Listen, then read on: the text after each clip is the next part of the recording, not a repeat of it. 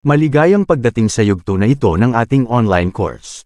Dumating na tayo sa bahagi kung saan, matapos na ang isang magsasaka o operator ay nagsagawa ng kanyang iba't ibang pamamaraan sa organikong pagsasaka, ay kinakailangan niya na magsagawa ng isang sistema kung saan ang mga prutas at gulay ay maaaring masubaybayan mula sa organikong sakahan hanggang sa bumibili o consumer, o merkado, sa pamamagitan ng paglalagay ng mga natatanging code. Ang paglalagay ng isang natatanging name o code ay maaaring isang numero, kombinasyon ng numero-letra, o iba pang pagtatalaga na natatangi sa lot.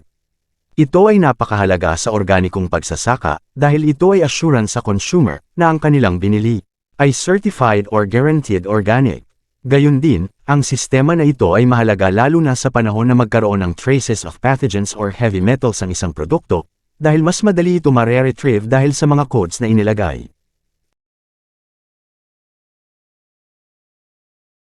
11.1. Each separate production site shall be identified by a name or code.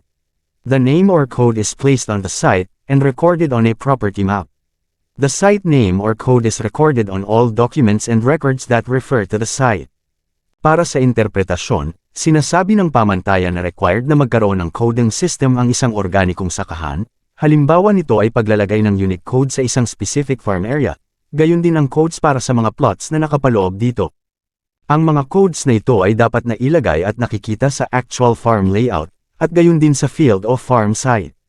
Bilang inspector, mahalaga na masuri ang mga codes na ito, dahil ito ay makakatulong hindi lamang sa traceability pero upang mapanatili ang organic integrity ng isang organikong sakahan. Ito ay higit na totoo lalo na sa mga sakahan na may split o parallel production. Tandaan din, dapat ma-verify sa panahon ng inspection, ang available documentation patungkol sa mga codes na itinalaga. 11.2. Operators shall maintain purchase, handling, and processing records, and inventory of all materials used for organic production, processing, and handling as well as finished products. Ang probisyon na ito ay hinihikayat ang lahat ng operator na magtatag ng isang sistema upang pangalagaan ang mga proseso at transaction, mga binili o nabili.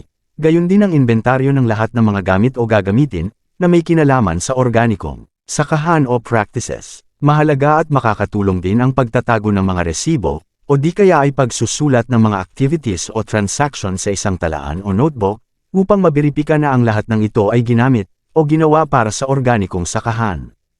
Para sa mga inspector, dapat suriin ang mga resibo, talaan, o inventaryo ng mga gamit o materyales upang patunayan na ang sakahan ay sumunod sa mga probisyon ng ating pamantayan, at makatulong sa pagdeklara na ang sakahan ay talagang organic.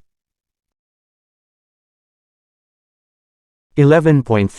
Documentation and records shall clearly identify the source, movement, use, and inventory of organic from non-organic materials at all stages of production and/or processing.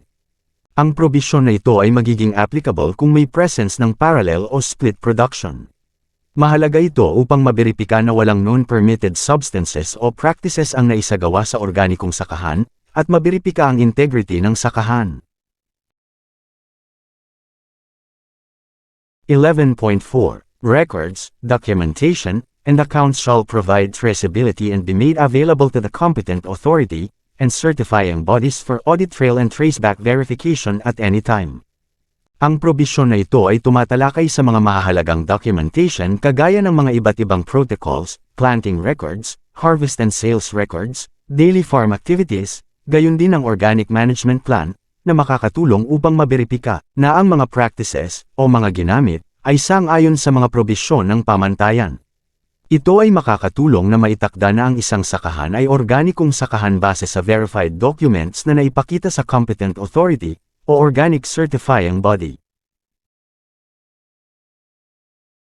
11.5. Above-mentioned records, including those related to the use of subcontractors, shall follow a retention period of at least 5 years. Dito natatapos ang paksa tungkol sa traceability and record keeping. At upang mabigyan tayo ng dagdag kaalaman sa kahalagahan nito, ating panoorin ang video na tatalakay sa food traceability increases consumer trust.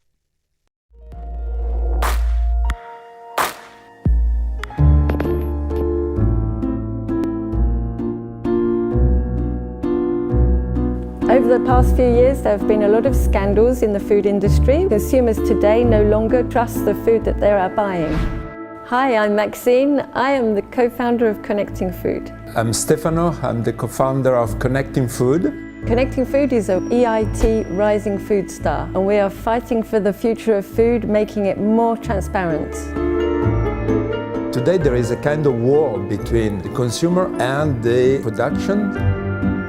Many food producers are actually making concrete efforts to source locally and ethically. But what is missing is a tool to be able to gather all that information and to be able to showcase it to the consumer. When they're shopping for food, consumers can see a QR code on the pack, and using their smartphone they can scan that QR code and access information about the whole food chain.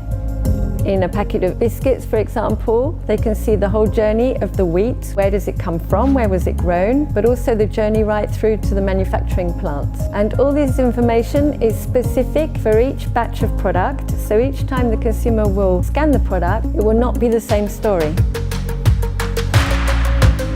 So how do we make it work? Our technology allows to follow the life of a product from the beginning until the fork of the consumer. The information exists in the supply chain, such as traceability and audit information, but it was only used in case of problems such as a product recall or an annual audit. What was missing was a module to be applied to link the batches together for real-time traceability and auditing, which is what Connecting Food does. To create a kind of passport for the product, showing that at each step is in line with promises and with specification. And then we register the information on a blockchain to make sure that it remains tamper-proof.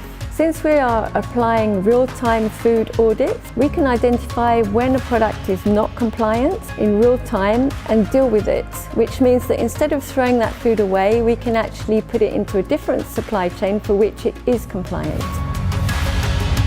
The agri-food industry is changing. Manufacturers, processors and producers are getting together to be able to leverage the traceability information and to build stronger relationships with their clients and with the end consumer.